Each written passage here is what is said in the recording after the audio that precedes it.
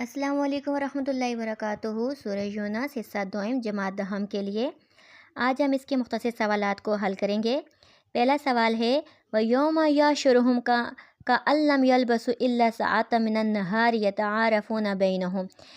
ان آیت کریمہ میں روز محشر جی اٹھنے پر دنیا کی زندگی کا دورانیہ کیسے محسوس ہوگا؟ اللہ تعالیٰ اس آیت میں قیامت کے دن کا ایک منظر بیان فرماتے ہیں۔ جب تمام انسان دوبارہ زندہ کر کے میدان حشر میں جمع کیے جائیں گے تو انہیں دنیا کی پوری زندگی بہت مختصر محسوس ہوگی۔ انہیں ایسا لگے گا کہ جیسے وہ دنیا میں صرف ایک گھڑی یا ایک دن یا تھوڑے سا حصہ دن کا ٹھہرے تھے۔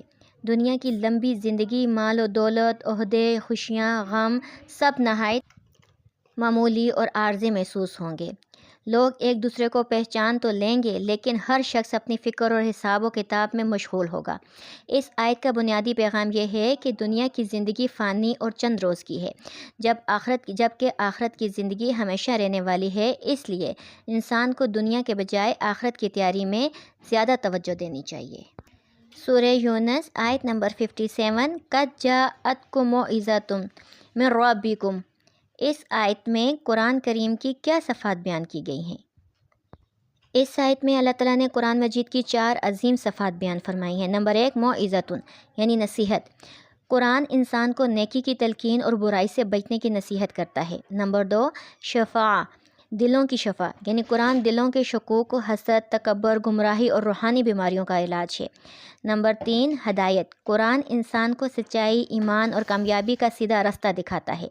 نمبر 4 رحمت، قرآن پر عمل کرنے والے مومنوں کے لیے دنیا اور آخرت میں رحمت اور کامیابی کا ذریعہ ہے۔ سورہ یونس آیت نمبر 62 میں اولیاء اللہ کو کیا بشارت دی گئی ہے؟ اس آیت میں اللہ تعالیٰ نے اپنے نیک بندوں یعنی اولیاء اللہ کو عظیم خوشخبری دی ہے۔ اولیاء اللہ وہ لوگ ہیں جو سچے ایمان، تقوی، نیک اعمال اور اللہ کی اطاعت کی زندگی گزارتے ہیں۔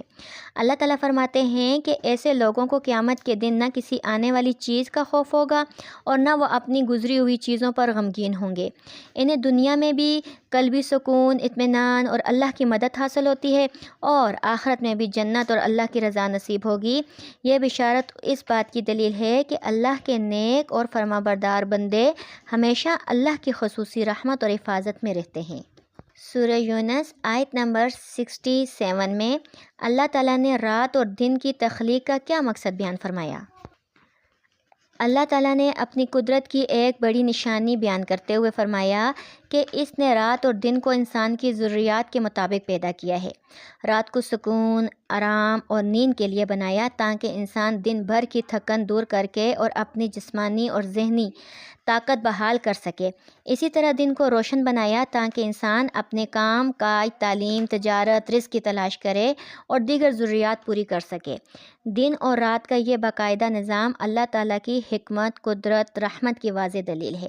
اگر رات یا دن ہمیشہ رہتا تو انسانی زندگی کا نظام دھرم برہم ہو جاتا۔ اس لیے انسان کو ان نعمتوں پر اللہ تعالیٰ کا شکر ادا کرنا چاہیے۔ سورہ یونس آیت نمبر 69 میں کن لوگوں کو ناکامی کی خبر دی گئی ہے؟ اس آیت میں اللہ تعالیٰ نے ان لوگوں کی ناکامی کا اعلان فرمایا جو اللہ تعالیٰ پر جھوٹ باندھتے ہیں، اس کے احکام میں اپنی طرف سے باتیں شامل کرتے ہیں، ان کی آیات کو جھٹلاتے ہیں یا دین کے بارے میں غلط عقائد اور نظریات پھیلاتے ہیں۔ ایسے لوگ وقتی طور پر دنیا میں کامیاب نظر آتے ہیں لیکن حقیقت میں وہ دنیا اور آخرت دونوں میں ناکام ہیں۔ انہیں نہ حقیقی سکون ملتا ہے نہ آخرت میں کامیابی نصیب ہوگی۔